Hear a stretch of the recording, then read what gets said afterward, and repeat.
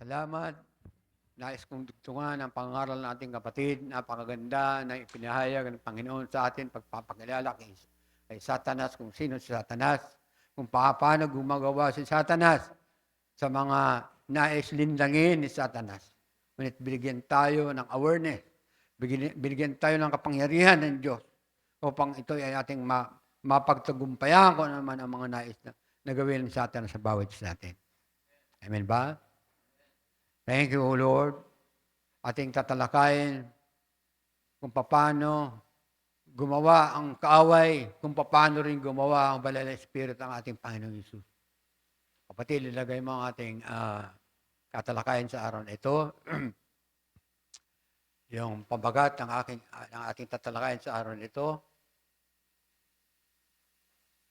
Yes, O Lord, hallelujah.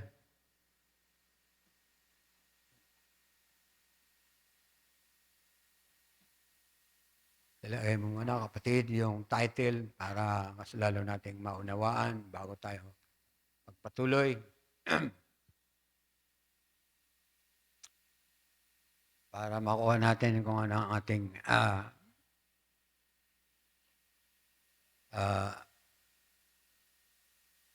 pag-uusapan sa araw na ito.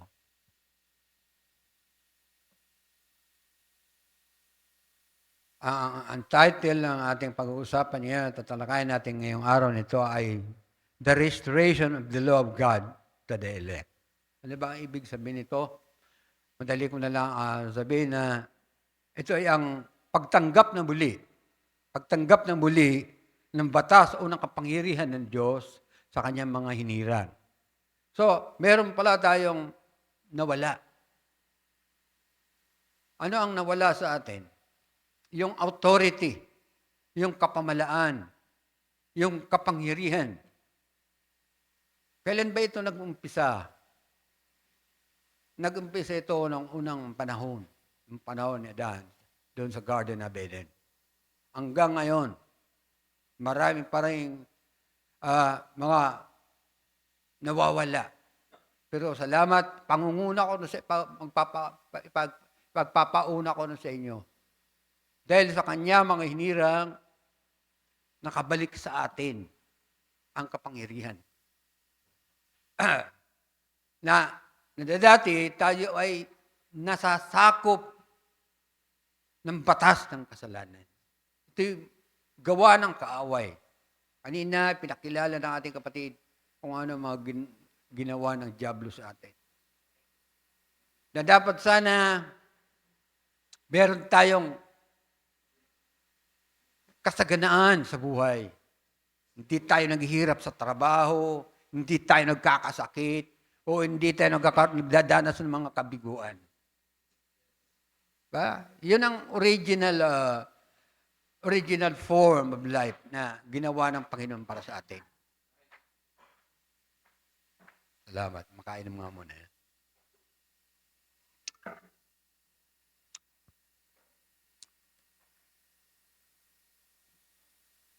Nais kong bumasa sa Hebrew chapter 9, lagay mo na kapatid. Mamaya mo na. Hindi mo pa naihanda yung title, mamaya balikan na lang natin yan. Lagay mo na sa Hebrew chapter 9.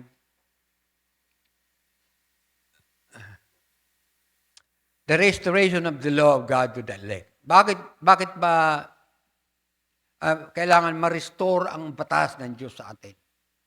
Ano ba ang ibig sabihin nito? Ng panahon ni Adan, ng unang tao, ibinigay ang kapamalaan ng Diyos sa kanya. So, ang ibig sabihin, lumakad si Adan nang ayon sa batas ng Diyos, ayon sa salita ng Diyos. So, ang ibig lang sabihin, siya yung merong karapatan. Siya yung merong kapamalaan. Siya yung may kapangyarihan. Maging yung pamamala lahat ng mga nilalang sa mundo. Sa lahat ng mga kapalibutan na yon. Meron siyang utusan. Yung serpente nga na binanggit kanina ng ating kapatid, na yun ay isang hayop, isang klase ng hayop na nilalang ng Diyos upang maging katulong ni Adan, maging utusan ni Adan. Kung titingnan natin na maigi kung ano ba talaga ang posisyon ni Adan, siya ay hari. At maging si Eva, siya ay queen, king and queen ng panahon na yun. Pag ibig sabihin, pag king and queen, meron silang kapangyarihan, mag-utos, mamahala. So, yun ang kapangyarihan na tinaglay ng unang tao. Maging sa pagbibigay pangalan ng mga hayop. So, walang kukontra. Dito lang, pag ang isang pamilya, mag-asawa, isang pamilya, pag bibigay pangalan sa anak, nagkakakontrahan pa. Ha? Sa pangalan lang yan. Ano ba ipapangalan ng bata? May magsasuggest na iba, Pedro, yung isa naman, Juan. Oh. Meron kumukontra, pero sa panahon ni Adan, siya ay merong kapangyarihan. Siya ang masusunod. Siya ang enforcer. Siya ang tagapagpatupad ayon sa batas ng Diyos, ayon sa salita ng Diyos. Dahil ang salita ng Diyos ay batas. Kaya lumakad si Adan ng ayon sa batas ng Diyos. Ngunit, pagdating, may dumating na trahedya, masasabi nating trahedya, nang lalangin ang kanyang asawa na si Eva, ay dinaya ito ni Satanas. Ito yung tinalakay ng ating kapatid. Nang ibagsak si Satanas mula sa langit, mula sa gyerang naganap doon, yung kasama ni Satanas ang binagsak, yung 1/3 of angels in heaven, na kasamang ibinagsak dito. Ang mga third being na mga angel na yun ang mga demonyo. Nagtanong nga ang asawa ko kahapon, ano ba yung diablo tsaka yung demonyo? Sabi ko sa asawa ko, ang diablo yun si Lucifer. Yung mga demonyo, yun yung mga anghel na kasama.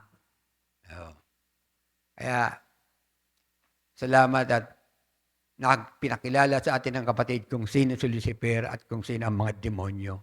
Ang mga demonyo ay siyang umaali-aligid kasama ng hangin. Kaya mag-iingat tayo sa ating paghinga. At baka sa ating paghigop ng ating hininga, mahigop natin ang demonyo. Di ba mga kapatid? So, i-ano natin ang pangalan ng Panginoong Hesus. Makapangalan ang pangalan. So, doon nagsimula ang hindi magandang sitwasyon ng unang tao. Dahil sa kapangyarihan tinaglay ng unang tao na si Adan, nasira yun na magkaroon siya ng partner. Nagkaroon siya ng asawa. Ang diablo ay tuso. Ginamit din ang serpente na yung tinalakay kanina ng ating kapatid na yung ahas, isang hayop na yung upright mammal, ginamit ni Satanas upang dayain ang partner ni Adan na walang iba si Eva. Kaya nagkaroon ng usapan ang dalawa doon, niloko ni Satanas si Eva, nilinlang na kung paano sinabi ng Diyos, pag kumain kayo ng bungang ito, kayo ay mamamatay. Ang sabi naman ng diablo, hindi kayo mamamatay. O kabaliktaran ang sinasabi ng diablo. Pero namalayan nila, nagkaroon ng katotohanan. Sila nga ay namatay. Namatay sila sa spiritual, hindi sa physical. Dahil kung namatay sila sa physical, wala tayo mga kapatid. So, doon nangyari ang history na kung bakit tayo naghihirap sa buhay na ito. Agin sa material, mga bagay na pangailan, sa physical, lalo tigit sa spiritual. Ay, yung pangangaral nga natin kapatid, ng Miyerkules, binubulay ko yun. Kinakailangan pala natin magpakumbaba. Kailangan maranasan natin ang depresyon. Humiliated, to be being humiliated, ay ibig sabihin yung parang wala ka ng pag-asa. Nag-usap nga kami ng asawa ko, naranasan na natin yan, di ba? Na sinuko ko sa akin, na umihingi ako, nagmamakaawa ako sa Panginoon sa lahat ng aming kinakaharap ng asawa ko, mga problema. Akala ko wala nang pag-asa. Sabi nga ng asawa ko, sana gumuho ng mundo. Sana magdilobyo na. Sabi nga ng asawa ko, naalala ko yun. Kasi parang wala nang pag-asa. Naranasan namin ang depresyon. Kaya naalala ko yun. Parang naranasan na namin yan. Parang wala na kaming pag-asa sa buhay.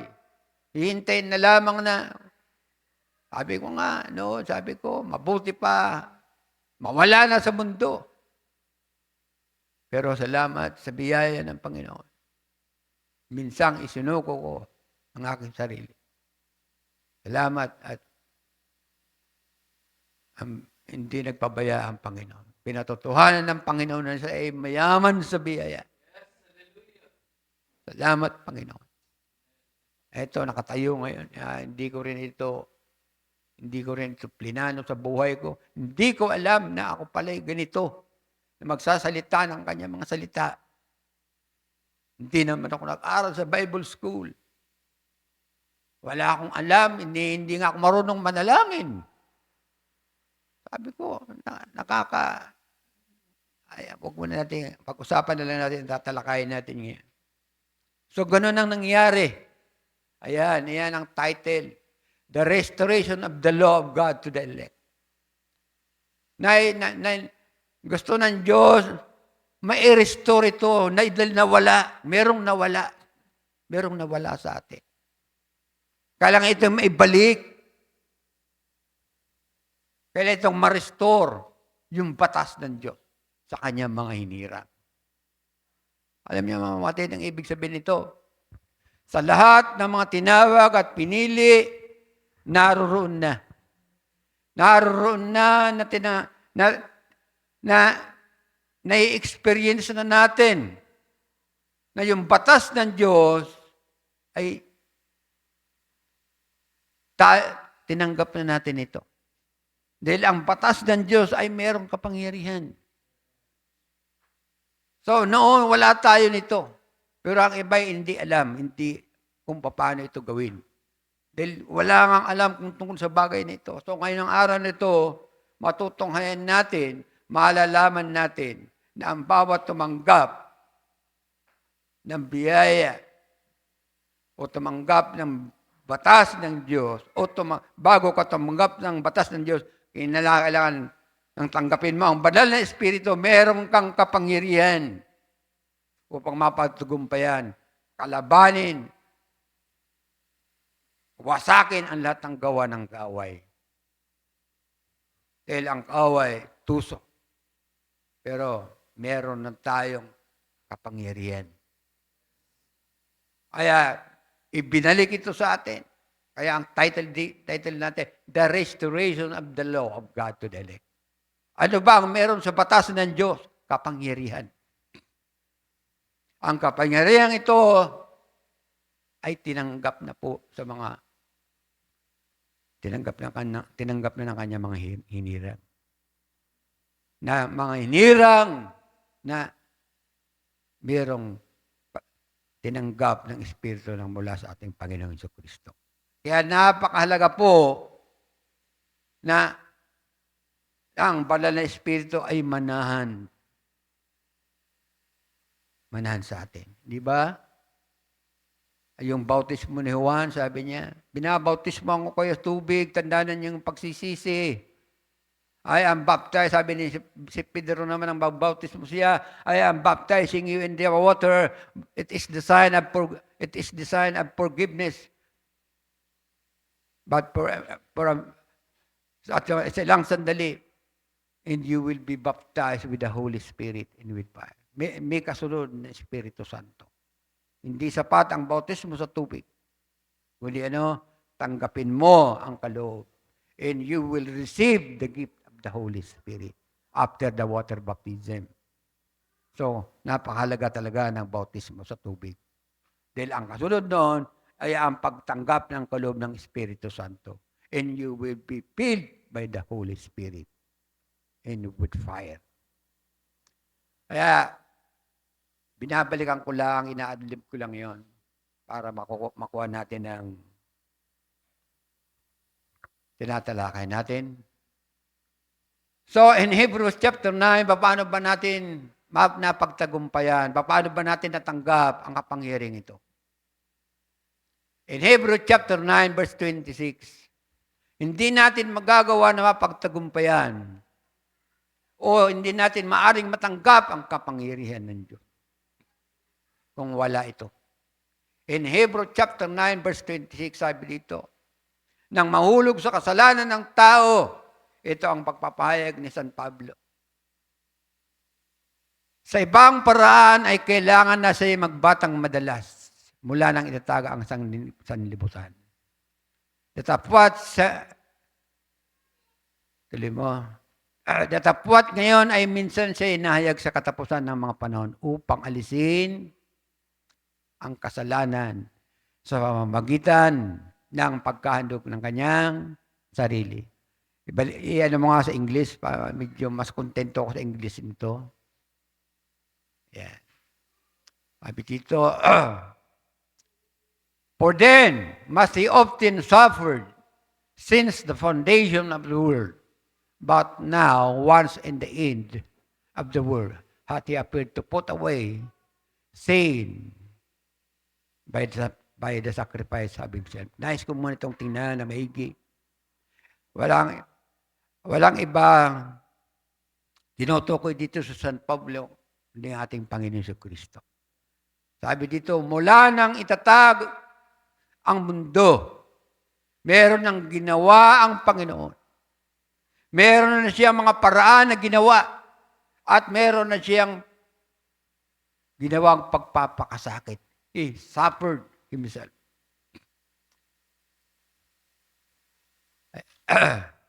Bakit niya dinala ang sarili niya sa kahirapan? Ano ba? Bakit niya ba ginawa ito? Paano natin malalaman ito? Malalaman natin ito sa kadugtong ng sinasabi dito. Sabi dito, tuloy mo lang, sa 26 mo lang. Sabi dito, bago itatag ang sanglibutan, nandoon na ang kanyang mga paghihirap. Dinanas na hirap. So, ibig sabihin, nagsimula pa lang na mag-exist ang mundo, meron na siyang ginawa ang Panginoon. Bakit may ginawa siyang ganito? Meron siyang pagpapakahirap dahil sa ano? Hindi natin alam, di ba? Pero malalaman natin ito. Sabi dito, mula nang itatag ang sanlibutan yung ginawa niyang papakahirap. Meron na siya mga ginawang paraan.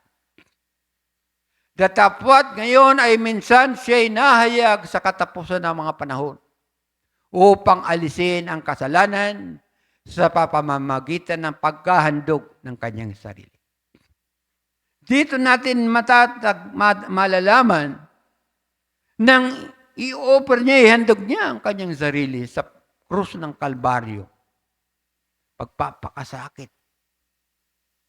Bakit niya ginawa yon? Yon ang paraan para matubos tayo sa kasalanan. Ngayon, alalaman natin, yung bago pa pala naganap, yung pagkapapako niya sa krus, meron na siyang ginawa. Dahil sa ano? Kung may nawala, nais niya itong may balik. Ganon ang Panginoon. Kaya, nung si Adan at si Eva, nang sila ay madaya, nawala. Nawala yung authority, nawala yung kapamalaan. Nawala yung pagiging hari ni Adan at queen ni Eva. So, wala na silang karapatan. So, pinalaya sila sa Garden of Eden. So nawala. Yun ang nawala sa atin. Naging kabilang tayo. We are the lost. Tayo yung mga nawala. Pero nais ng Panginoon na ibalik ito. I-restore ito. I-restore ang kapangyarihan. To restore the law of God unto us. Ako kanyo mga kapatid. Ikaw, ako, tayong lahat. Once na taglay mo ang Espiritu Santo, meron kang kapangyarihan upang mag-enforce.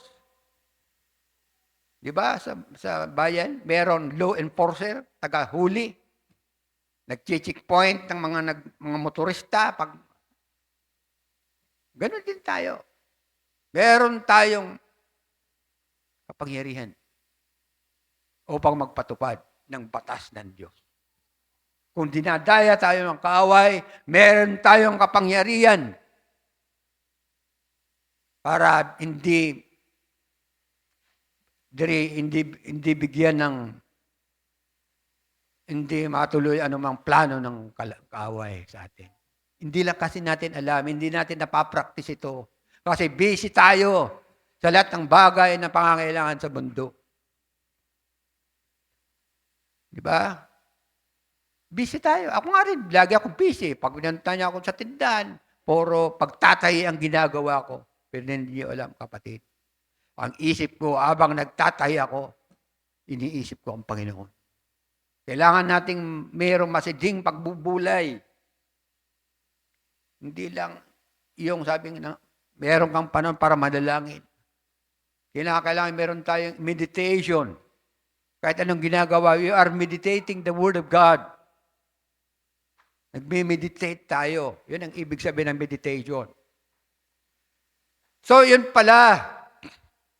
Meron na bago pa sa huling sa panahon na ibigay niya ang kanyang sarili sa krus ng Kalbaryo, meron siyang ginawang pagpapakasakit hirap. Para sa anong mga bagay na nawala, kailangan niya maibalik ito. Merong kapangyarihan ng Panginoon para bawin anumang nawawala. Kaya nung mawala ito ni Adan, nang sawayin nila ang Panginoon, nung sinabi ng Diyos, huwag kayong kakain ng bunga na nasa gitna nito dahil kung kakain kayo nito ay walang pagsalang, kayo ay mamamatay. Ngunit ang kaaway ay tuso. Sa pamamagitan noon, nawala. Nawala ang kapangyarihan. Nawala sila. Namuhay sila sa labas ng batas ng Diyos. Nawala sila ro. At namuhay sila sa batas ng kasalanan. Kasi mayroong batas ng kasalanan at mayroong batas ng Diyos.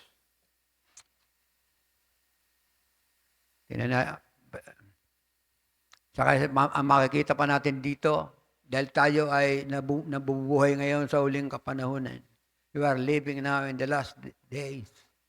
Sabi dito, tatapwat ngayon ay minsan siyang nahayag sa katapusan ng mga panahon, mga kapatid. Kailan ba nag-umpisa ang huling panahon? Napakalinaw po dito. Nang ipanganak ang Panginoong Kristo Jesus sa laman. Yun ang unang bilang ng huling panahon. Tayo, 2,000 years na nakakalipas. Maaring tayo ay nasa dulo na ng huling panahon. Dahil alam natin, sa huling panahon ito, darating ang Panginoon.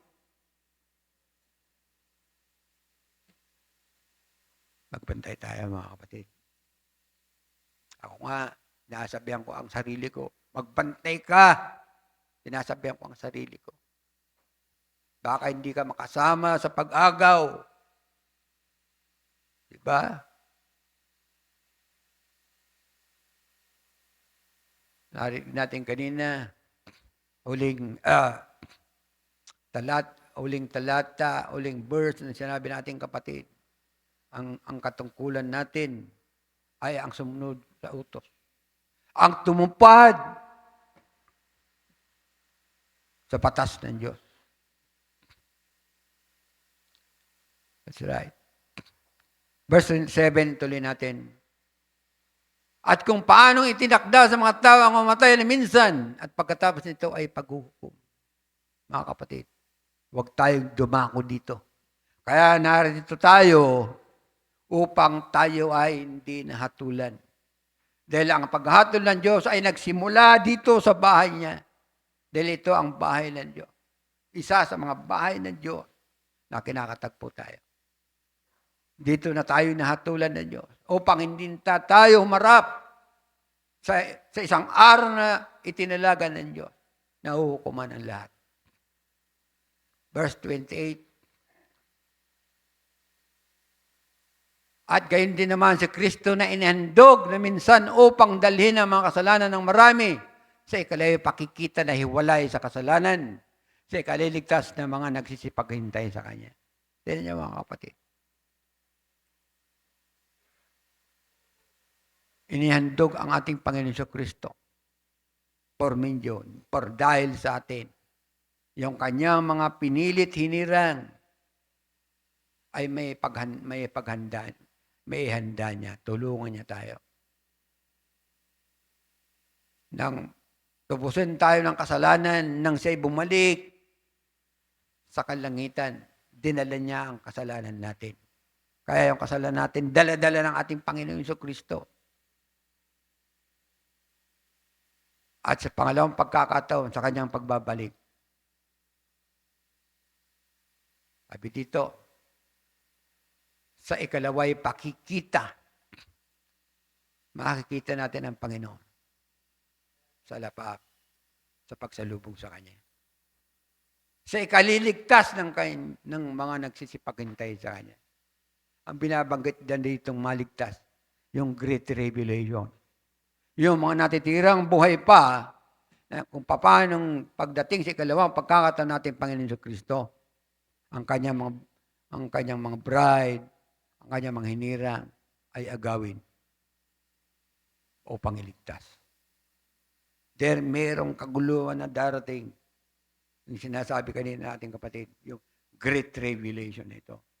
Kasi bago bumagsak ang unang bomba o ang nuclear missile na mangyayari sa World War III, kailangan mo na ma-rapture.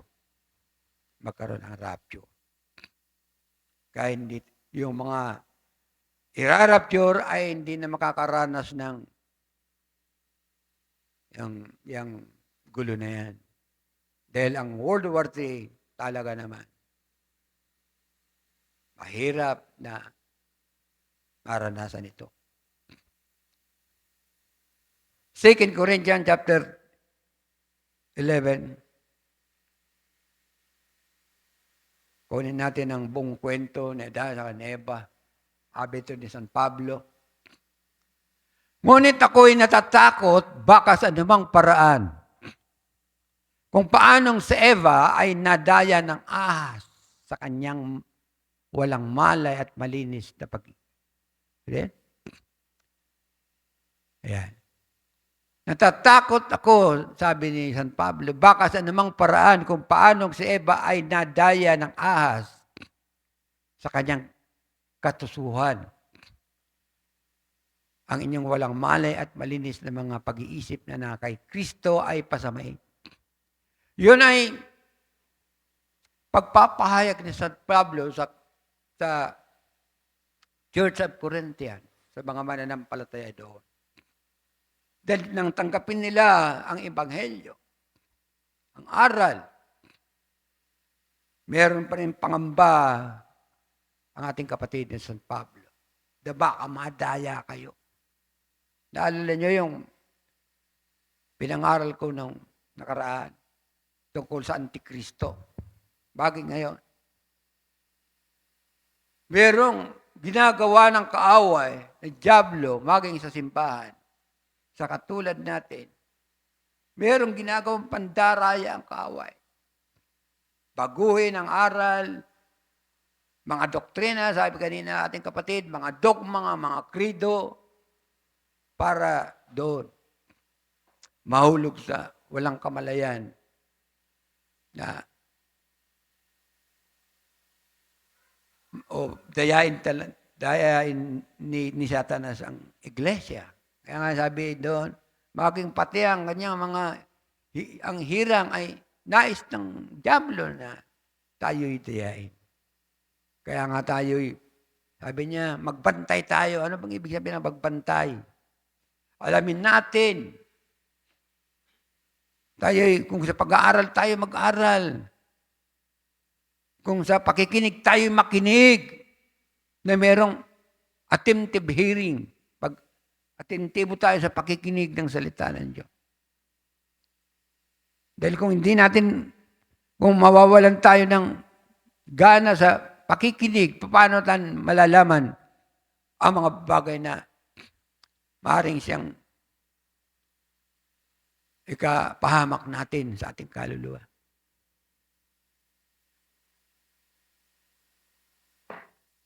Sabi nga ni Brandon ito kanina, be sober, be vigilant. Mapagpantay, mga puyat. So ang ibig sabihin ng magpuyat, hindi sa pagtulog. Kundi ang ating espiritual na kalalagayan ay ibig sabihin, lagi tayong alisto, lagi tayong alert. Mga kapatid, lagi tayong alert sa spiritual na pamumuhay. Alam ko na nagkakamali pa rin tayo, minsan nadadako pa rin tayo sa katamaran. Pero hindi ibig sabihin na tumigil na tayo. Meron tutulong sa atin. Mamaya makuha natin yan. Tignan nyo, bilanggit si Eva dito, ni San Pablo, nadaya. Kaya nawala ang kapangyarihan. Na hindi na sila, wala na silang kapangyarihan na magpatupad ng batas ng Diyos. Di ba? Si Adan, meron siyang kapangyarihan, kapamalan, pangalan mo. Ganito. Yung mga, kahit leon yan, saludo yan kay Adan, ano pa. Lahat na nakapalibot na nilang noon sa panahon na kanilang sila'y nabubuhay. Pero ngayon, ibinalik yun. Nagdaan ang panahon mula doon sa kanila. Hanggang sa panahon ni Abraham. Namuhay ang mga tao noong unang panahon. Namuhay sila sa batas ng kasalanan. Sa panahon ni Noah, bagamat hindi tumigil sa pakikipag-ugnayan ng Diyos, nakipag-ugnayan siya kay Noah sa kabila ng kalalagayan ng mga tao. Hinirang si Noah, nakipag-ugnayan ng Diyos sa pamamagitan ng tipan. Ano ba ang ibig sabihin ng tipan? Salita ng Panginoon na may laman ng pangako. Bagamat ang tao ay umusad sa batas ng kasalanan, naroon pa rin ang salita ng Diyos. Hanggang sa panahon ni Abraham. Nang si Abraham, tawagin ng Panginoon. Si Sarah ay baog. Pero hindi naging imposible na sila ay magkaroon ng anak. Dahil si Abraham ay nakatalaga para siyang maging ama ng maraming bansa. Kaya nga siya ay Abraham, siya ang ating ama ng ating pananampalataya. Mga kapatid, doon, puro tipan ang ginawa ng Diyos. Agreement, covenant. Doon, lumakad ang tao. Pagdating sa panahon ni Moses, doon muling ibinaba ang batas ng Diyos. Diba? Alin yung batas? Batas ukol sa laman. Alin yun? Yung the Ten Commandments of God. Pero kahit yun, batas ayon sa laman, yun ay batas ng Diyos na dapat sundin. Pero na-fail. Lahat ay bumagsak. Walang nakatupad. Walang nakatupad ni isa. Kaya kaya wala'y may pagmamalaki ang sino man. Kaya doon sa panahon ni Moses, doon ibinaba muli ng Panginoon ang batas. Batas ukol sa laman. Masasabi kong ang batas na yun ay mahina. Walang kasapatan. Yun ay utos. Yun ay ibinigay doon sa mga Israelites people. Actually, hindi yun para sa atin. Dahil tayo ay mga Hindil. Ang natanggap natin ay biyaya ng Panginoon. Palakpakan natin ang Panginoon. That's right.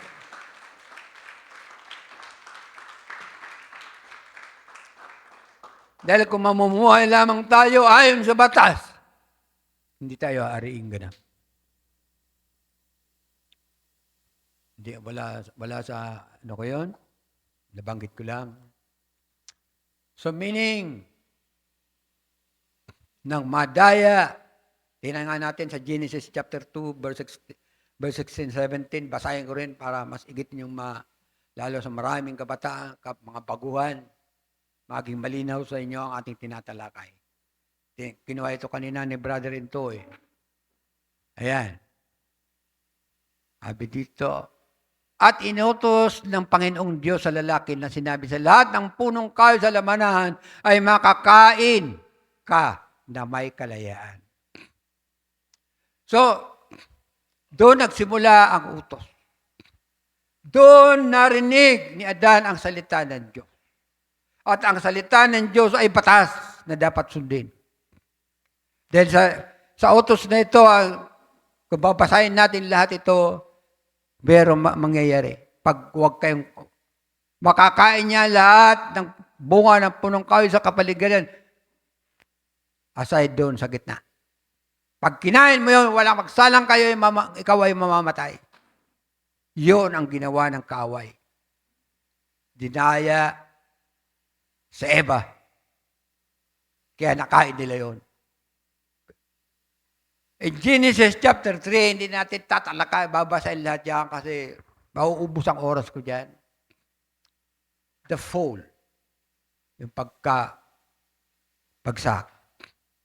Ang ahas nga ay lalong tuso kaysa alinman sa mga hayop sa parang nanilika ng Panginoon Diyos. At sinabi niya sa babae, tunay bang sinabi ng Diyos, huwag kayong kakain sa 5 punong kahoy sa labanan? At sinabi ng babae, sa bunga ng mga punong kahoy sa labanan ay makakain kami. Datapat sa bunga ng punong kahoy na sa gitna ng alamanan ay sinabi ng Diyos, huwag kayong kakain niyaon, huwag niyong hihipuin. Binanggit ito kanina. May dagdag, So, yun talaga ang nangyayari. Iyaw naman na, ituloy mo sa laktawin naman na, 19 mo na lang. 19, verse na din. Ayan. Sa ginawa ngayon, basahin nyo na lang. Hindi ko natatalakayin ito.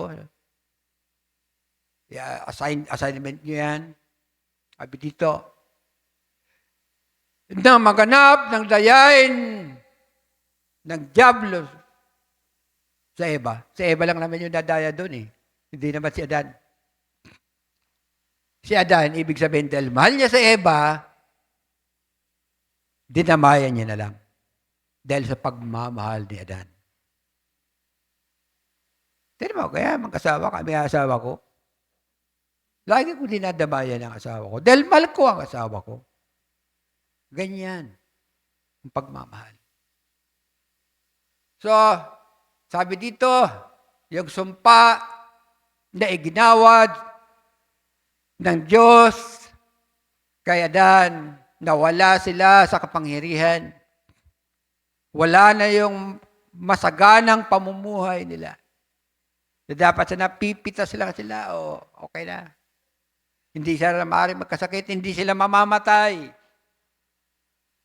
No pain, no sorrow. Yung nararanasan nila. Hindi nga natin alam sa kasulatan nakalagay kung ilang taon silang nabuhay doon. Maaring millions of years na nag-stay sila sa Garden of Eden. Kasi wala lamang ilinagay doon eh. Pero alam ko, matagal. Pero nawala sa kanila yon. For dahil sabi dito, nang sila ay sumpain, ilabas sila sa Garden of Eden. Ayun, nangyari. Sa pawis na iyong mukha, kakain ka ng tinapay hanggang sa ikaw ay mauwi sa lupa. Sapagkat diyan ka kinuha, sapagkat ikaw ay alabok at sa alabok ka uuwi. So, nawala. Nawala ang eternal life. Nawala sa Kanya hanggang sa atin. Nawala. Kaya tayo ay namamatay ngayon sa physical. Bagin sa spiritual, tayo ay namatay. So, zero balance po tayo dati. Nabawi lang yon dahil sa ating Panginoong Hesus. Na-restore na muli ang kapangyarihan sa pamamagitan ng banal na Espiritu na ating tinanggap. Dahil ang Espiritu Santo, kung nananahan ang Espiritu Santo sa atin, siya ang enforcer. Siya yung tagapagpatupad ng anuman na maaari nating gawin. Kaya yung kapangyarihan na yun, binalik na sa kanya mga hinilang. Sunambala yun. Kaya ang pamagat natin, the restoration of the law of God to the elect. Sa lahat ng mga inirang. Hindi sa lahat, hindi pa nababautismo, kailangan pagbabautismo na para tumanggap ng banal na Espiritu. Dahil hindi ka tatanggap ng banal na Espiritu hanggang less na hindi ka nababautismo sa tubig. Hindi ka sumasampalataya. Hindi ka maniniwala. Hindi mo isusuko ang sarili mo.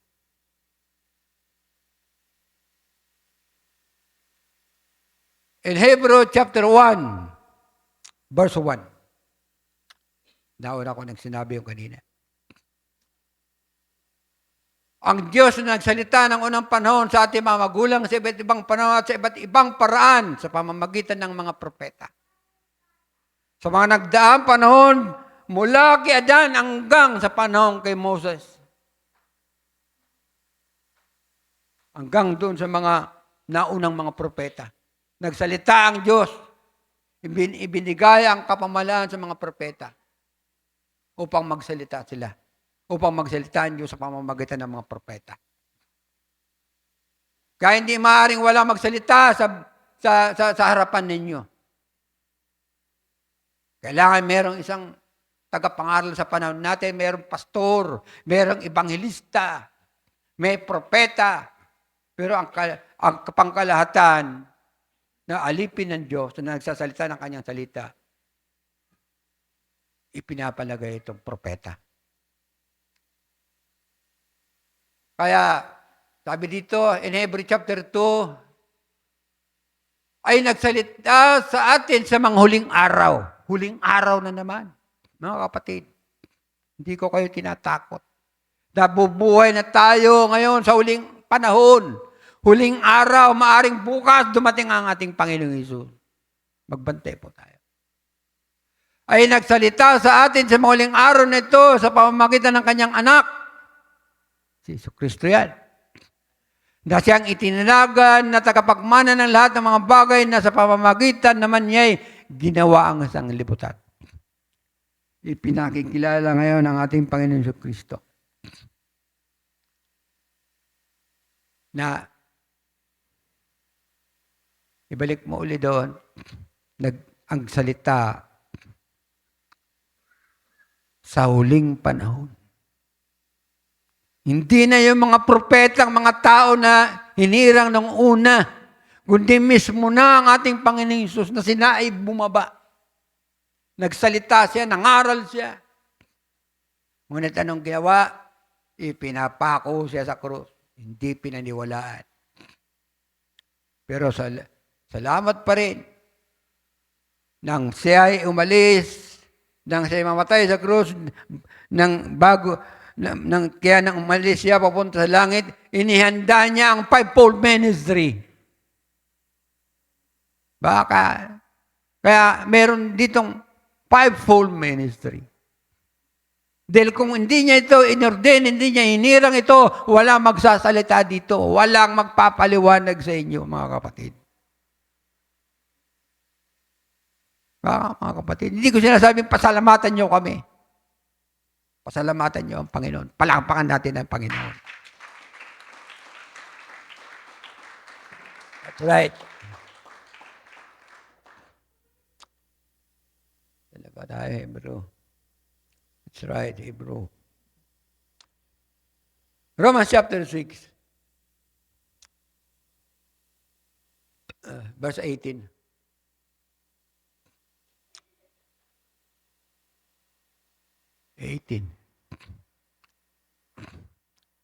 Nang dumating ang Panginoon Yesus, nang tayo ay sumampalataya, nang tayo ay nabautismuhan, nang isuko natin ang ating sarili, paano nangyari?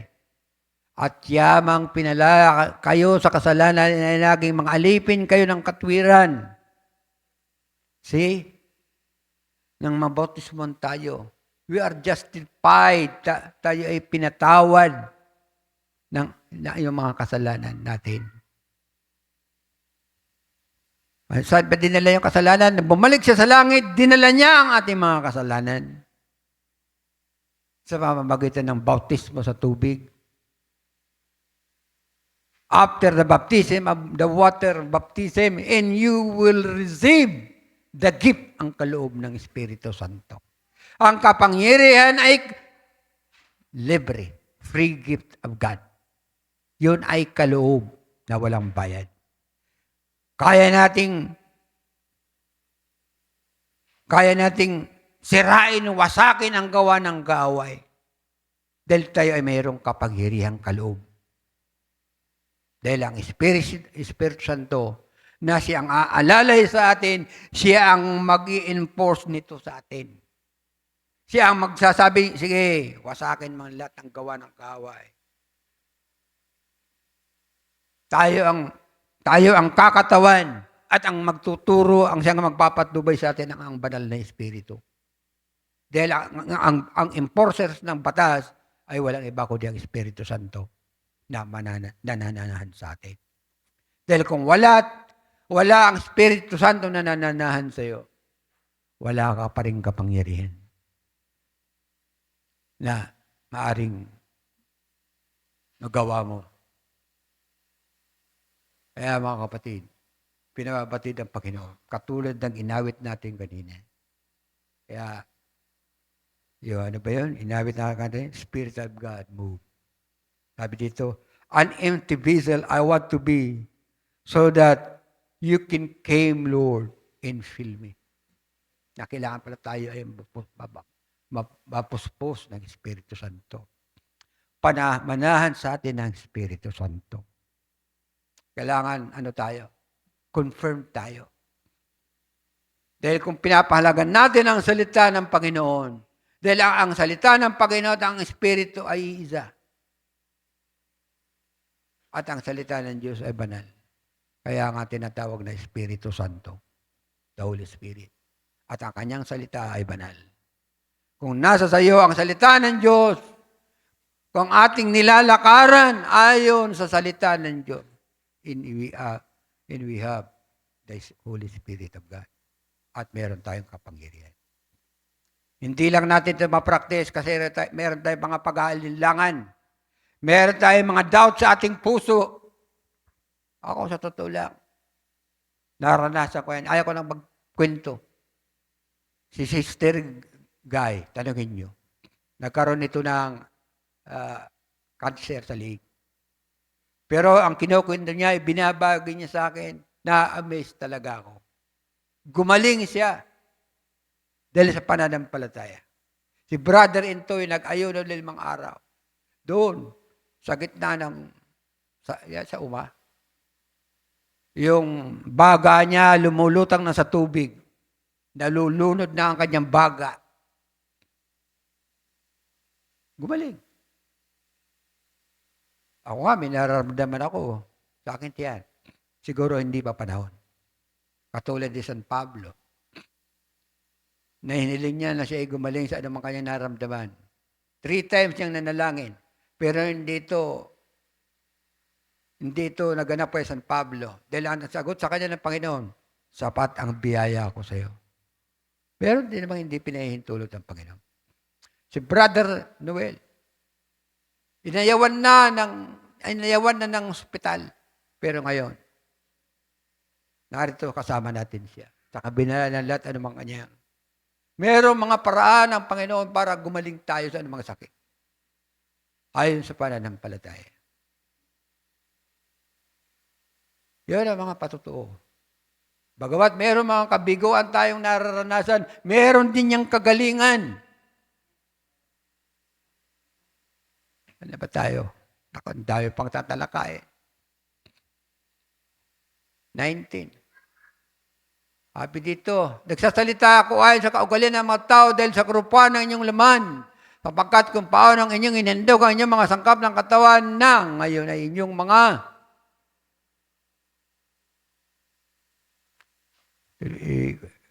taas mo, yung karugtong. Karupukan ng inyong laman, sapagkat kung paano ang inyong inandog ang inyong mga sangkap ng katawan na pinakaalipin ng karumihan at lalong kasamaan, gayon din. Iandog natin ang ating mga sangkap. Ang ating sangkap. Ano yung mga sangkap natin? Flesh, yung body, soul, and spirit. Tatlo ang ating kalikasan. Kailangan pa natin ang buong nating sangkap ay maging alipin. Alipin ng katwiran ng Diyos sa ikasasakdal ng pawit sa atin. Tuloy-tuloy na lang natin, kayo na lang dumugtong ng kaisipan. Ano nga ang ibinungan ninyo sa panahong? Tuloy mo.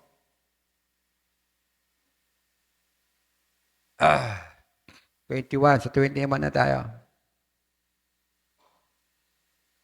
Ano nga ang ibinungan ninyo sa panahong iyon sa mga bagay na ngayon ikinahihiyan ninyo sapagkat ang wakas ng mga bagay na iyan ay kamatayan. Verse 22, kayo na lang mag-ano yan. Tatapwat, ngayong mga laya na kayo sa kasalanan at naging mga alipin ng Diyos, kaya kayo ay mayroong inyong bunga sa ikababanal. At ang wakas ay ang buhay na walang hanggan. Palakpakan natin ang Panginoon. A free gift of God is eternal life.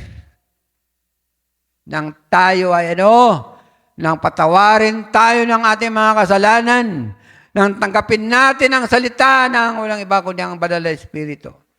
Tumanggap tayo ng kapangyarihan. At ngayon, ang dapat nating ilagay ang ating sasaan natin, ilagay ang ating sarili.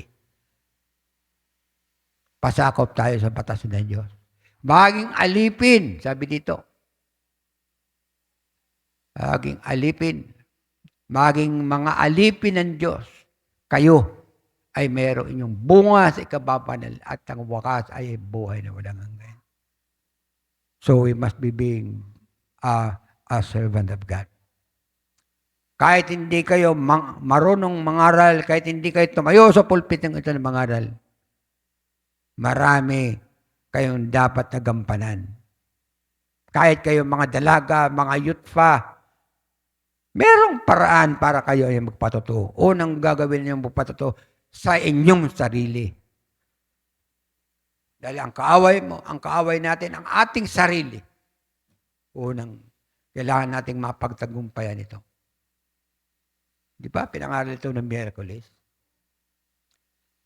Kung hindi nyo ito narinig, ulitin nyo doon yung pinangaral na ating pastor. Napakaganda doon. So, tuloy mo. Sa 1 Peter na tayo. 1 Peter chapter 2. Yeah. Sabi dito,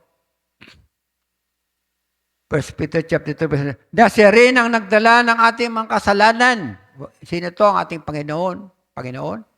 Sa kanyang katawan, sa ibabaw ng kahoy. Sinabi dito yung krus, kahoy, kasi kahoy yun eh. Kaya sinabi dito, kahoy. Upang pagkamatay natin sa mga kasalanan, ay mga buhay tayo sa katwiran na dahil sa kanyang mga sugat, ay nagsigaling kayo. Ano ba yung sakit natin? Spiritual sickness natin. Yung kasalanan dating narito sa atin. Yun ang sakit natin na pinagaling sa atin ng Panginoon. Gumaling tayo sa kanyang sugat, sa kanyang mga latay, bago tayo pinagkaluban ng kapangyarihan. Pinagaling muna tayo. Bago tayo tumanggap ng Espiritu, pinagaling niya na tayo. Di ba? Sabi niya doon, hindi pa siya namamatay sa krus, naghintay ang mga apostol na sila ipuspusin ng banal na Espiritu, doon nagsimula ang pagkakaloob ng Espiritu Santo. At ganoon din tayo, mga kapatid. Kailangan i-desire, magkaroon ng pagnanasa ang bawat isa na puspusin ng Espiritu Santo ang bawat isa sa atin.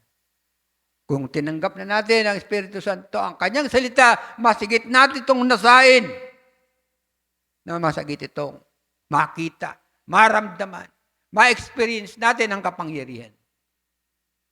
Kasi meron mga pag-aalinlangan sa ating puso. Salamat kay Sister Guy na nabanggit ko sa araw na ito. Doon ko nasukat ang kanyang pananampalataya na walang pag-aalinlangan. Sino bang hindi nakakaalam kay Sister Guy? Sister Guy, meron itong sakit noon, yung cancer. Hinihintay ko nga na lang matipok itong kapatid na ito eh. Sabi ko, magkano kaya iabuloy ko dito? Pero ngayon, buhay. Diba, kapatid? Thank you, Lord. Isa kang patotoo sa akin, kapatid. Brother, ito nga, hinihintay ko na lang na matipok ito. Magkano naman ibibigay kong abuloy dito? Pero ngayon, ang lakas sumigaw sa harapan ng pulpito. Nagpapayag ng salita ng Diyos. Thank you, Lord. Paniwalaan nito, mga kapatid, hindi ito biro. Totoo ito. Gusto nyo, patayin ko dito si Sister Guy, siya magsalaysay kung paano nangyari sa kanya to. Totoo yan. Mamaya, interviewin nyo yan mamaya para maalaman nyo ang katotohanan. Malaya kayo mag-interview. Ayan. Tayo ay nagsigaling, sabi dito. Ano ba yung bakit tayo pinagaling? Yung kasalanan natin, yun ay isang sakit spiritual. Ngayon, magaling na tayo. Pero alam ko na meron pa rin tayo mga sakit na nararamdaman sa physical na katawan. Pero wala itong magagawa. Ano bang sakit na ito? Dahil meron tayong kapangyarihan. Kung pahintulot ng Panginoon o Banal na Espiritu, gagawa mo ito. Kasi tagapagpasunod lang naman tayo. Bagamat meron hawak natin, binalik tayo sa batas ng Diyos, na meron tayong kapangyarihan, nandito pa rin. Diyan Diyos pa rin. Pero kung makikita ng Panginoon na kailangan natin maranasan ito, ang bawat sa atin, walang bagay na dito gawin ng Diyos para sa atin. Nakukuha niyo, mga kapatid. Gumaling na tayo. Ayan ang sakit ng buong sanglibutan ng maraming tao. Hindi nila namamalayan na sila ay merong sakit sa espiritual. Iyon ay magdadala sila sa kanilang kapahamakan. Yung sakit na yon. Di ba pag may sakit, dadaling ka sa hindi di ba? Pero pag gumaling ka, ibig sabihin, kung ang sakit mo, dadaling ka sa impyerno, hindi ka na madadala doon. Hindi ka na maghihirap. Kasi ang sakit, nagpapahirap yan eh. So, dali sa tayo, pinagaling na tayo doon. Espiritual ang kalalagayan. 25. Ilagay mo 25. 25. Sapagkat kayo'y gaya ng mga tupang nangaligaw, katulad ni Eva at saka ni Adan. Nang namalabag nila ang batas ng Diyos, ang salita ng Diyos. Sila ay para mga tupang ligaw, nabuhay sila sa labas, sa batas ng Diyos. Sila ay lumakad. Saan sila lumakad? Sa pamamahala ng batas ng kasalanan. Ayon sa sumpa ng Diyos. Kaya tayo naranasan natin yon. Dahil sa kanila, na-experience natin ito. Kaya, kung sisitayin natin, walang iba kundi si Adan, kasi Eva. Siya ang promotor nito eh. Kaya, tayo nagkaganito. Isan sana, okay lang, buhay natin. Hindi tayo nakakasakit sa physical, hindi tayo tatrabaho. Maghapon kang nakaharap dyan sa laptop, duling ka na sa kapipindot ng laptop. O, diba? Masakit sa mata. Hirap ang trabaho niya talaga. Ako nga, matanda na ako, binalikan ko yung trabaho dati namin ng asawa ko, yung magtahi. Eh talaga naman, sabi ko, bakit ko binalikan itong trabaho na to kung kailan mahina na ang mata ko? Pero kaya pa rin. Kaya pa rin, sabi ko. Sabi dito, sapagkat kayo'y gaya ng mga tupang nangaliligaw, datapat ngayon ay nagbalik kayo sa pastor at obispo ng inyong mga kaluluwa. Ano ba ibig sabihin nito? Naintindihan niyo ba ito? Nang makabalik sa atin, nang tayo ay maging alipin ng katwiran ng Diyos, nang tanggapin natin ang biyaya ng Panginoon, nang makabalik sa atin ang batas ng Diyos, ang kapangyarihan ng Diyos. Ano? Na dati tayo walang malay. Mga lost sheep tayo. Ano ang nangyari? Sa ating sarili mismo. Tayo ngayon ay, sabi, pastor. Tinuturuan na natin yan ang ating sarili. Ang ating mga kaluluwa, ang inner being natin, tinuturuan natin sa pamamagitan ng banal na Espiritu. Dahil ang Espiritu Santo naman ay nagsasalita sa atin. Tinuturuan na natin ngayon. Kaya mayroong labanan, a war, spiritual battle. Sabi dito, kayo ay sa pastor at obispo. Kailangan pamahalaan natin ang ating sarili ayon sa katwiran ng Diyos. So nakukuha niya ibig sabihin nito. Dati tayo ay nangaligaw. Pero ngayon, naging alipin tayo sa katwiran ng Diyos. Kaya kailangan palang alagaan natin ang ating sarili. Kailangan natin pagpasturan natin ang ating sarili. Hindi lang kayo ang lagi naming pagpapasturan dito. Ako rin, papastoran ko ang aking sarili, pangangalagaan ko ang sarili ko, pamamahala ko ang sarili ko, ayon sa biyaya ng Diyos. Ayon sa kapangyarihang tinanggap ko mula sa Panginoon. Siguro nakukuha naman ang tinatalakay natin ito. John chapter 3, verse 5 and 6. Nasa si Brother SPD1. Ito. Kaunin natin ito tungkol sa bautismo. Sabi dito, meron lumapit sa panahon ng ating Panginoon si Kristo, nagtanong tungkol sa bagay na ito, na minsan isang gabi lumapit na tao, sabi ni lalaki, nagtanong tungkol sa buhay, para paano makamtan ang buhay na walang hanggan. Sumagot sa ating Panginoon sa Kristo kung paano tatanggap ng buhay na walang hanggan. Sabi niya, sumagot si Jesus, katotohanan sinasabi ko sa iyo, maliban na ang tao ipanganak ng tubig at ng Espiritu, ay hindi siya makakapasok sa karya ng Diyos. Kaya, kinailangan tayong maipanganak sa tubig, mabautismuhan sa tubig. At ang kasunod ay ang pagtanggap ng banal na Espiritu. Kaya yan ang tinatalakay natin. Yung Espiritu Santo, siyang gagawa sa atin.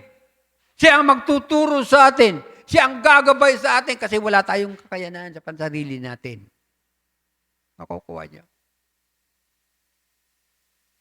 Kailangan merong gumabay sa atin. Merong magtulak sa atin. Walang iba ko lang ang banal na Espiritu. Kaya after na mabautismuhan ka sa tubig, yun ang pasimula. Dahil hindi ka maaring panahanan ng Espiritu Santo kung hindi ka mababautismuhan sa tubig. Kaya yan ang una. Nagbabautismo sa tubig. Kaya mga binautismuhan kayo sa tubig. Sabi dito, ang ipinanganak laman ay laman nga. At ang ipinanganak ng Espiritu ay Espiritu nga. So kailangan tayong maidako sa Espiritu. Diba? Dahil meron tayong batas. Batas ng law of the Spirit at meron batas din sa mundo. Hindi tayo maaaring lumakad lamang ayon sa batas ng gobyerno o ng tao. Kung hindi kailangan tayo lumakad din sa batas ng Diyos. Diba? Okay na lang sana kung hayop ka, kung ibong ka. Meron ding batas. Ang kalikasan may batas. Ang ibon ay batas. Doon sila umuusad. They are moving through the law of God. Pag lumipad sila, nagagawa nilang lumipad ayon sa batas ng Diyos. At tayo naman, dalawang batas ang kailangan nating isakatuparan. Kaya sumusunod tayo sa batas ng gobyerno. Pero hindi sapat yung kailangan nating tumupad sa batas ng Espiritu Santo. Mabuti sana kung aso ka. Yung batas na dinisinyo ng Diyos, ang batas ng Diyos na dinisinyo sa tao, na tumahol ka, magtatahol ka lang, hanggang doon ka na lang. Pero tayo, dalawa, batas ang kailangan natin kaharapin. Nakuha niyo ako, kapatid. Hindi sapat na mabuhay tayo na sa batas ng gobyerno. Hindi, wala kang pakialam sa espiritual na batas ng Diyos. Pagamat nabautismuhan ka, nagtutulog-tulog ka, hindi mo pinapahalagaan, siyempre mabagal. Mabagal ang pag-unlad mo. Maaaring hindi ka pa tumatanggap ng banal na Espiritu after na babautismo ka sa tubig. So wala ka pang kapangyarihan. Kasi marami na bautismo sa tubig. Marami. Pero mas kinakailangan nating nasain ito. Na masigit tayong puspusin ang banal na Espiritu. Nakuha niya mga kapatid. Tatak nyo yan. Take note. Tatak nyo sa isip nyo. Na kailangan kong mapuspos ng banal na Espiritu. Dahil hindi mo magagawa. Hindi natin magagawa na magpatupad sa batas ng Diyos hanggat wala ang Espiritu Santo sa atin. Sabi dito sa quotation ni Brother Branham, gusto kong bumasa. Kapatid, ikaw mga sa, sabi dito, paragraph 94, 94 na lang. Sabi dito, sabi ni Brother Branham, ng propeta, now, there's the law. Now, the ones that here to enforce that law is the Holy Spirit. How about people who don't believe in the Holy Spirit? Would reject Him. Sabi dito, ang batas, ang nag-i-enforce dito ay ng law ng batas. Walang iba kundi ang Espiritu Santo. Kung nananahan sa atin ang Espiritu Santo, siya ang magpapatupad sa atin. Tayo ang pangangatawanan natin ito at ang banal na Espiritu na sa atin, siya ang sasalita sa atin. Sige, patungan mo ng kamay yan. Kung mayroong sakit yan, patungan mo ng kamay para gumaling yan. Kasi in the book of Galatia, sinabi sa lahat ng mga manggagawa ng iglesia, ang mga may sakit, patong nila ang kanilang mga kamay. Kung yun ang inuutos ng Espiritu Santo. Kaya, ang nagsasalita sa kanya mga inirang ay Espiritu Santo. Ilagay mo nalang sa paragraph 97, isunod mo lang sa 97, sabi dito, dahil ang Espiritu Santo, sabi niya, what is it? Enforcing. Yung nagpapatupad, enforcing. Sabi dito, give it back. Say, that's it. That's what it's talking about. Restore it, bring it back to its right owner. Yun yung nawalang kapangyarihan. Yung kapamalaan ng tao nawala. Ano sabi dito? Restore it. Sa pamamagitan ng banal na Espiritu. Paragraph 99, sabi dito, if He's afflicted you o pinahirapan tayo, dahil pinahirapan tayo, sabi dito, na maraming bagay na ginawang pahirap ng kaaway, if He's afflicted you, kung ikaw ay pinahirapan, and made you sick, we have a right before God to enforce the laws of God. Meron tayong kapangyarihan. Ano? To enforce. Diba? Kaya nating salangsangin ang lahat ng gawa ng kaaway.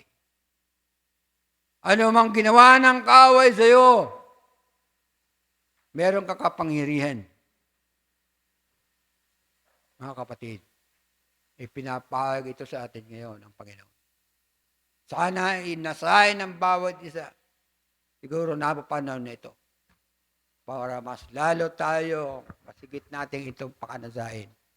Hingiin sa Panginoon ang kapangyarihan ito. Sabi dito, if He's afflicted you, kung ikaw ay pinahirapan and made you sick, kung ikaw ay binigyan ng sakit, and we have a right before God to enforce the laws of God. Ang batas ng Diyos ay nagpapagaling. Merong kapangyarihan magpagaling.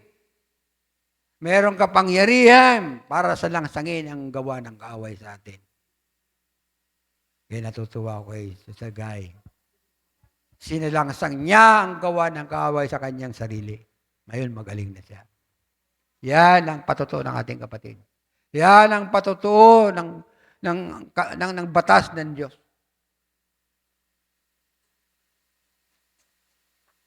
100. Tuloy natin sa 100. Yeah. That's the enforcement. Restore it back to its natural condition. Para may balik tayo sa dati nating kalalagayan. Ano ba yung dati nating kalalagayan? We are freely. We have the gift, free gift of God. Mayroong kaloob na binigay sa atin ng Diyos na mabuhay ng buhay na walang hanggan at maghari sa anumang pinamamalaan sa mundong ibabaw. Pero nawala minsan sa atin yon. Nais niya ibalik ito sa atin. At nais niya i-restore ito sa atin. Kaya sabi dito, kung ikaw man yung panahon ni Brother Branham, maraming gumagaling na may sakit sa kanyang ministry. Sabi dito, a baby is sick, woman is sick, see, they're out of their natural condition. Sila ay nawala sa kalalagayan ngayon. Dahil sinakop ng kaaway. Dahil ang nagbibigay sakit, ang kaaway. Katulad ni Job, pinahintulot ng Diyos na gambalain si Job. Binigyan ng sakit si Job, pinatay ang kanyang pamilya, nawala yung mga pag-ari-arian niya, mga hayop, nawala. Pero hindi tumigil si Job. Yung, alibawa, meron siyang 1,000 baka, dinoble yun. Ginalawang 1,000 baka, ginawang 2,000 baka. Yung namatay na asawa, maaaring noon, hindi pa naman bawal na mag-asawa ng marami. Siguro kung may saron siyang asawang isa, siguro ginawa ng Diyos na 2. Hindi natin wala naman sa kasulatan yun. Pero yung sabi doon, double double portion of blessing na tinanggap si Job. Yung sakit na wala sa kanya. Yung pamilya na 10 anak na pinatay ng kaaway, binigyan siya uli ng pamilya. Ganon ang kapangyarihan ng Panginoon. Nawala sa atin ito. Pero ngayon, pinapayag sa atin ngayon ng Panginoon. Meron tayong karapatan para angkinin ang kapangyarihan. Depende lang sa pananampalataya natin. Mga kapatid. It depends upon our faith. Kaya ako natutuwa ako kay Sister Guy. Naiinggit ako tuloy. Nang magkasakit siya, talaga naman, siguro, talaga naman, brother-in-law. Si Brother Neville, tinulungan ko yan eh. Iniyawan sa hospital niya. Sabi ko, daling kita sa doktor ko. Pinagaling ng Panginoon. Ay nako, Lord, salamat. Na minsan ginamit mo rin ako sa anumang kaparaanan.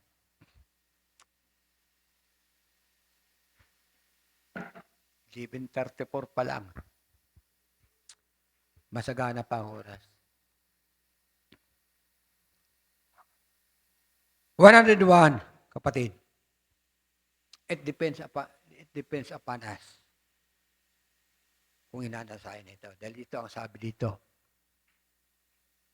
Now, the only way He can work is when you let Him work. See? You've got to believe it. Ano ba i-explain yun dito? Kung hayan natin ang banal na Espiritu na sumasa atin, na siya natin bibigyan ng pagkakataon, magagawa natin. Palakpan niyo ang Panginoon. That's right. Depende nga sa atin, sa ating pananampalataya. If you believe, if you are confirmed to yourself that you have the Spirit of God is in you, and you can do it. Sabi dito, sa 101, ulitin natin. Now, the only way He can work, ano ba sinasabi dito? Paano natin magagawa? Nahayaan natin ang banal na Espiritu. Siya ang gumawa para sa atin. Kaya, sino man sa atin ngayon mayroong taglay na ang banal na Espiritu, hayaan natin, imbitihan natin sa ating mga sarili na siya ang gumawa para sa atin. Kasi alam ng Panginoon na wala tayong kakayahan, tayo ay mahina. Pero kung luluhod natin ang ating mga tuhod sa kabila ng lahat, ano mang kalalagay natin, may pag-ibig ang Diyos. May habag ang Diyos. Dahil tayo ay tinawag at pinili at tayo itinalaga niya para magkamit, tumanggap ng biyayang ito para sa atin. Palapan natin uli ang Panginoon. Thank you, Lord. Hallelujah. Thank you, Jesus. 103 na lang. Sabi dito, there was a law in Christ. That law is in men. Kaya nga sinabi ito, ang batas ay na kay Kristo. At ang batas na ito ay nasa tao na. Nasa kanyang mga hinirang na. Sa mga tumanggap na. Sa mga tumanggap na. Di ba? Tinanggap na natin ating Panginoon sa ating puso. Ulitin natin. There was a law in Christ. Nang dumating ang ating Panginoon Jesucristo, meron siyang dala niya ang batas ng Diyos. Sa kanya ipinamahala. Dahil kung paano sinabi niya, ang kapangyarihan sa langit at sa lupa ibinigay na sa akin. The authority is in me. Kaya nandoon ang kapangyarihan. Dala ng ating Panginoon. At ipinasa pa, binibigay niya rin sa atin. At tayo naman ay tumatanggap. At kung sino man ang nais magtumanggap, ay makakatanggap nito. If you believe. Malalim ang ibig sabihin ng maniniwala ka. That's right. There was a law in Christ. Tayo ay nabubuhay sa batas ng Panginoon. Tayo ay saklaw ngayon ng batas ng Panginoong Jesucristo. Kaya, yung banal na Espiritu, di ba sinasabi na huwag natin itong pighatiin. Baka ay inamin natin na tayo mahina. Meron pa rin kapangyarihan ng Panginoon para alalayan tayo, gabayan tayo, turuan tayo. Saan na ba tayo? Alisin ba na yan? Sa scripture na tayo, balik tayo sa scripture. Saan na ba tayo nakadako? Sa scripture. Scripture na tayo, sa biblical ulit tayo. Ayan, yun pala dyan. Kailangan pala yung bautismo. Tapusin na natin yan. Yan talaga, alam talaga ninyo yan. Kaya pahalagan natin yung pagkabautismo natin sa tubig. Para kung sino man ang hindi pa nakakatanggap ng Espiritu Santo, dahil kayo ay binautismo na sa tubig, kailangang tumanggap ang bawat sa atin ng banal na Espiritu. Diba? Magkarugtong yan eh. Paano ka tatanggap ng Espiritu Santo kung hindi ka nababautismo sa tubig? Kasi yan ang rene-require dyan.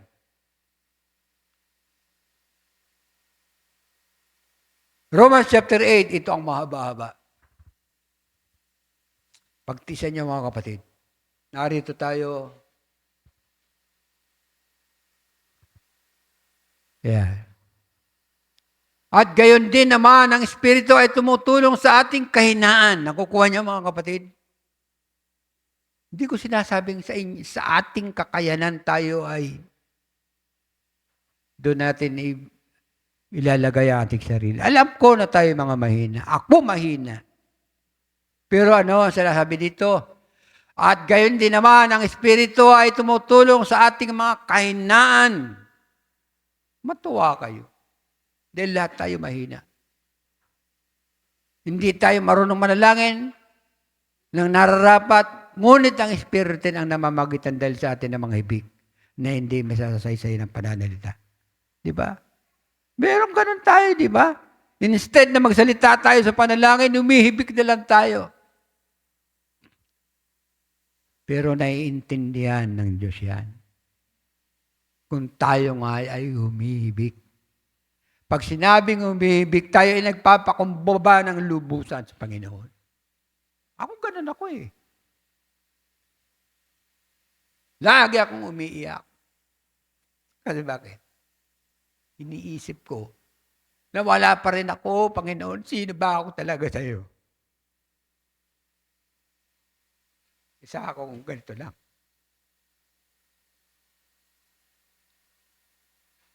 Pero, pinagkaluban niyo ako ng biyaya. Ganon din ang bawat isa sa atin. Kaya maging seryoso tayo mga kapatid. Depende sa pananampalataya na tatayuan ng bawat isa. Para matanggap natin ang Espiritu Santo na pangako. Dahil ang pagtanggap ng Espiritu Santo, tataglayin natin ang kapangyarihan. Tayo ay magpapatupad ang batas ng Diyos. Kung may ginawa ang kaaway sa atin, na negatibo, nagagawa natin itong patalsikin. Hadlangan ang gawa ng mga kaaway. Kasi meron tayong kapangyarihan. Nakukuha. Kuha niyo mga kapatid. Tuloy mo.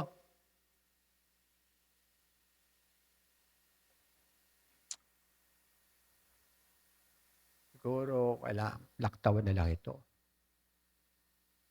At ang nakasiyasat ng mga puso ay nakakaalam kung ano ang kaisipan ng Espiritu. Sapagat siya ang namamagitan dahil sa mga banal.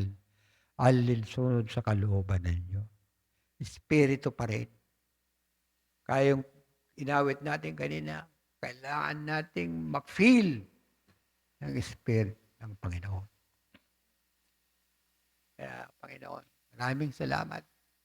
Hindi ko na yata uubusin ito. At least, nakuha niyo ang punto ng tinatalakay natin. Kasi marami pa. So, abutin ito ng alauna. Pwede itong mag-part 2. Pero gusto ko na itong tapusin. Matthew chapter 36 verse 41 na lang.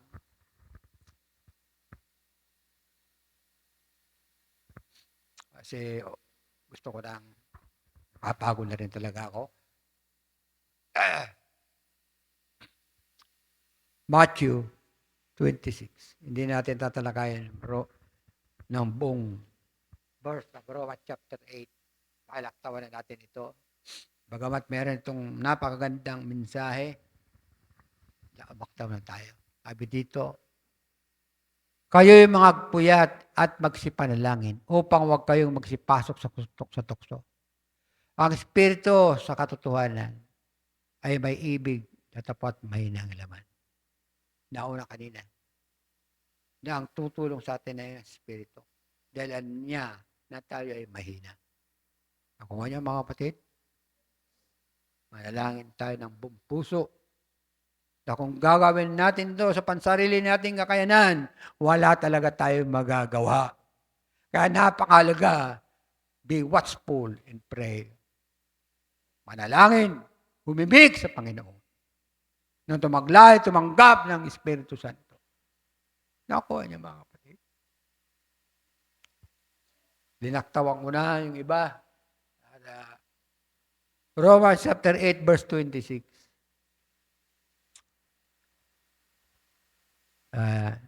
Romans na tayo. Sayang sana. Kaso, palagay ko, may sapat na narinig nyo anong ipinahayag ng Panginoon sa atin ngayon. Romans chapter 8 verse 26. At gayon din naman, ang Espiritu ay tumutulong sa ating kainaan. Ulitin natin pala. Ayan mo na, binasa natin kanina. 1 Corinthians na tayo, verse 10. Ayan. Last verse tayo. Maganda, mga musician. Gusto ko mawit tayo ng 2 beses. Awitin natin uli yung Spirit of God move. At patapos awitin natin yung I surrender all. Kailangan natin itong gawin. 1 Corinthians chapter 10, verse 13. Pinaganda ko ang ating mga musician, mga kapatid. Hindi na natin kinuha yung Romans chapter 8 kasi simula yun sa verse 1 up to verse 35. Mahabang talakayan yun. Sabi dito, hindi dumating sa inyo ang anumang tukso kundi yaong matitiis ng tao. Kung meron mang dumating na anumang paghihirap o tukso sa atin. Alam ko na wala tayong kakayanan. Pero dahil kung tayo ay meron ng kapangyarihan, meron na tayong nagpapatnubay na walang iba kundi ang Espiritu Santo. Anong sabi dito? Ano mang tukso, kundi yung matitiis ng tako, yung matitiis natin. Merong bagay na mararanasan tayo. Kaya natin itong tiisin.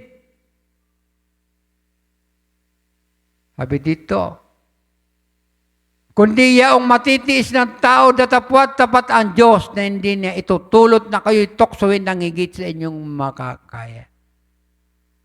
So, ganun ang Panginoon. Sinusukat din pala tayo. Kung binibigyan ng iba ng mabigat na pagsubok, ayon sa kanyang sukat, kung siya, taglay niya ang biyaya ng Panginoon, makakaya niya itong harapin ang mga pagsubok na yan o mga tukso na yan. Pero kung alam ng bawat isa natin, kung hanggang saan ang kakayanan na natin, Kaya meron din palang sukat yan.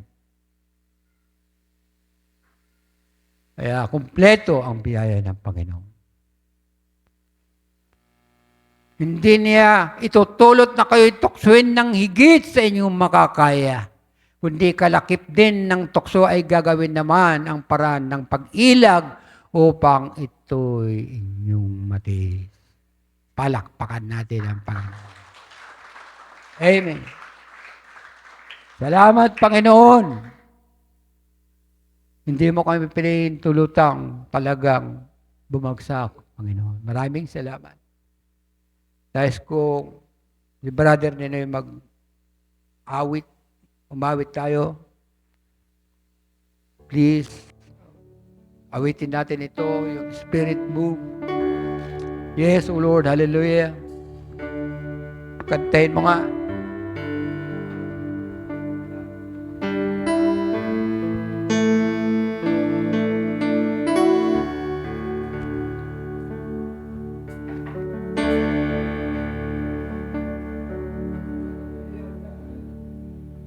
Spirit of God, move, write your word in my heart, fill my whole being, consume my life. Spirit of God, move, an empty vessel I want to be, so that you can come. Lord, and fill me. Spirit of God, move, write your word in my heart, fill my whole being, consume my life. Spirit of God, move, an empty vessel I want to be, so that you can come. And Lord, and fill me by Spirit of God, move. Spirit of God, move, write your word in my heart, fill my whole being, consume my life. Spirit of God, move, an empty vessel I want to be, so that you can come. And Lord, and fill me, an empty vessel I want to be, so that you can come. And Lord, and fill me.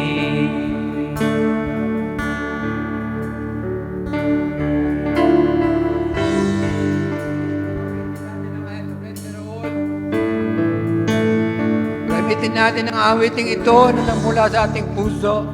Isuko natin ang ating mga sarili. Yes, O Lord, hallelujah. Yes, O Lord, nais namin isuko sa iyo. Sa kabila na nakikita mo sa amin na naman ang mga bagay na nakikita mo sa amin mali, Panginoon. We are here, Lord. We are going to surrender, Lord. Every one of us, O God, hallelujah. Yes, O Lord, hallelujah.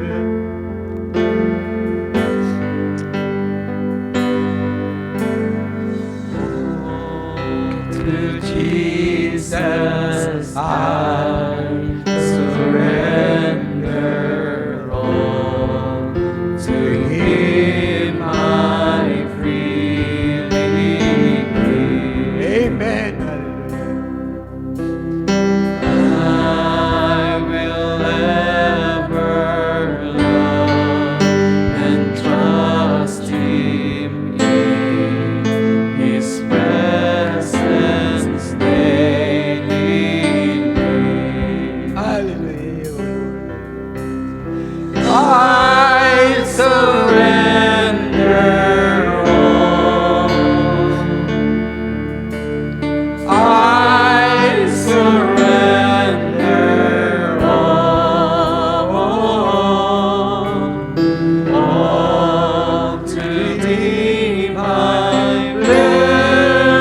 blessed Savior, I surrender all. Yes, O God. Hallelujah. Sa kapilaan sa aming kalagayan, Panginoon, nakikita mo, Panginoon. Ano ba mga pagkukulang, ano ba mga bagay na naroon pa rin. Nilalako pa rin namin ang aming sarili sa mga nasa ng laman. Nagkakatiwala namin sa iyo. Sinusuko namin ito. May kamang kumabar sa amin, Panginoon. Pero kung paano sinabi pinayong salita ng pananasito at nagtutulong sa amin. Tulungan mo kami sa aming mga kailangan. Dahil sa aming maranasan ang katagumpayan sa lahat ng pagsubok sa buhay. Tanggapin ang iyong banal na Espiritu. Lord, we are asking for the feeling of your Holy Spirit and God. And we claim right now that your Spirit now I will receive. Now we receive, O Lord. Tinanggap namin ngayon ang iyong banal na Espiritu. And we claim right now in you. Right now, we claim right now, Lord. Ano ba may sakit, Panginoon? Na physical na sakit ang bawat isa. Panginoon, bigyan mo po ng kalingan. Let your Holy Spirit hit everyone of us. In the name of Jesus Christ. When we believe, Lord, kung paano, Lord, ikaw ay nagpakaling. Ikaw ay magpapagaling ng aking dahil ikaw ay ang noon, ngayon, noon, kahapon at ngayon, nagawa mo ang pagaling. Lord, salamat sa biyayang ito na tinanggap na ito natin. We thank you, Lord. We thank you, Jesus. Binibigay ko sa ating headset siya magtatapos sa uling panalangin. Pagod na ako talaga. Salamat, Panginoon. Fill me with thy love and power, let thy blessings fall on me. I surrender all. I surrender. Yes, Lord. And Panginoon, muli aming sinusuko ang aming mga sakit. Panginoon, di mo kami nasukuman sa pagsuko. Ikaw mo muli ang kumilos. Pumipo ng bawat puso sa mga. Hallelujah. Sa uling pagkakataon, I surrender all. And I surrender all. And I surrender all to thee, my blessed Savior, and I surrender all to thee, my blessed Savior, and I surrender all. Yes, Lord. Hallelujah. We surrender all to you, O God. At your feet, we bow. Hallelujah. Hallelujah. Hallelujah. Salamat sa ating Panginoon sa umaging ito. Marahil, bago po magtapos ang ating gawain, aking tinatawagan ating kapatid para pangunahan tayo sa closing prayer. Marahil si Brother Jeric. God bless you, Brother Jeric.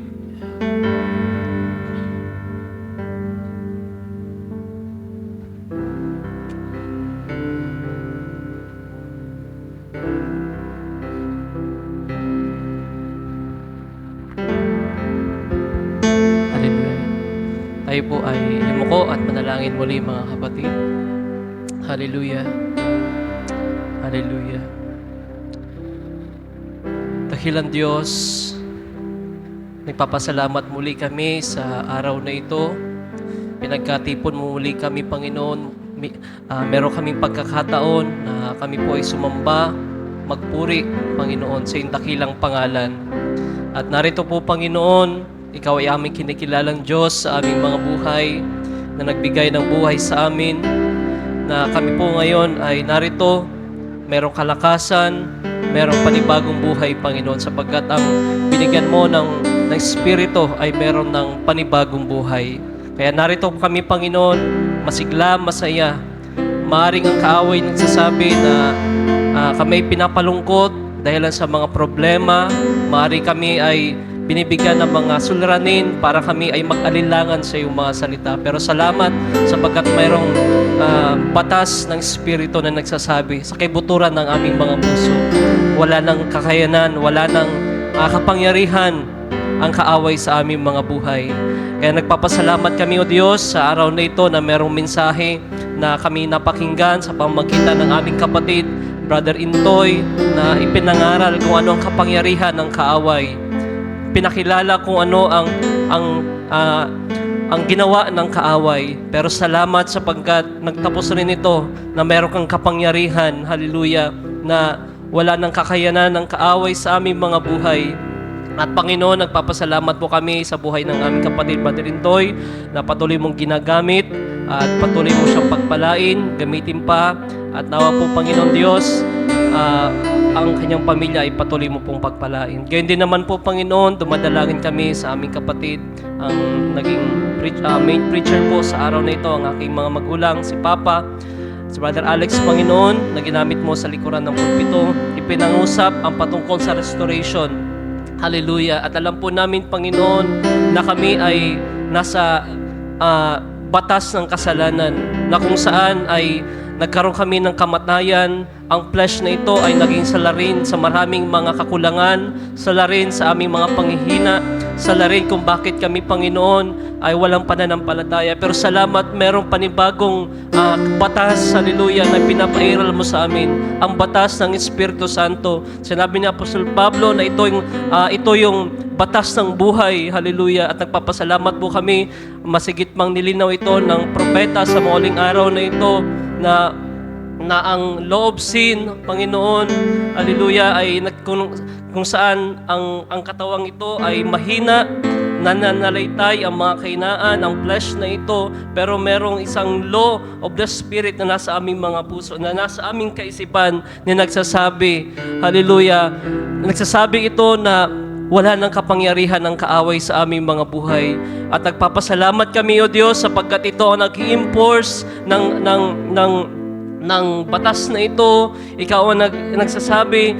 Kaya ganun kahalaga, Panginoon, ang banal na Espiritu sa aming mga buhay. Sapagkat kung wala ang banal na Espiritu, wala din kaming kapangyarihan. Sapagkat kung merong batas ay merong kapangyarihan. At ito ang kapangyarihan na gumagawa sa amin, ang batas ng Espiritu Santo. Kaya salamat, Panginoon, na-restore ang bagay nito sa aming mga buhay. Kinakailangan namin itong makilala, maunawaan, upang sa ganun maklaim namin kung ano ang rights po namin sa muling araw na ito po, Panginoon. Salamat po, Panginoon, sapagkat merong ganitong mga pangusap, mga pangangaral sa panahon ito, at nalalaman namin kung ano ang meron kami, kung ano ang dapat namin gawin sa mga huling araw na ito. Maraming salamat. At Panginoon, patuloy ko pong dinadalangin ang nangaral sa araw na ito, na patuloy mo pong bigyan ng kalakasan, patuloy pa na maging alulod ng biyaya, Panginoon. At hayaan mo po sa mga oras ito na tanggapin namin ang lahat ng biyaya, at kami uuwi, Panginoon, na lubos-lubos na pinagpala ng iyong mga salita. Maraming salamat po, Panginoon. Hayaan mo na ibalik po namin ang mataas na papuri, pasasalamat at pagdakila sa dakila at makapangyarihan mong pangalan. Is true by the mighty name of our Lord Jesus Christ we pray. Amen. Amen. Hallelujah. God bless you all, mga mahal na kapatid. Minsan pa nating palakpakan ng ating Panginoon at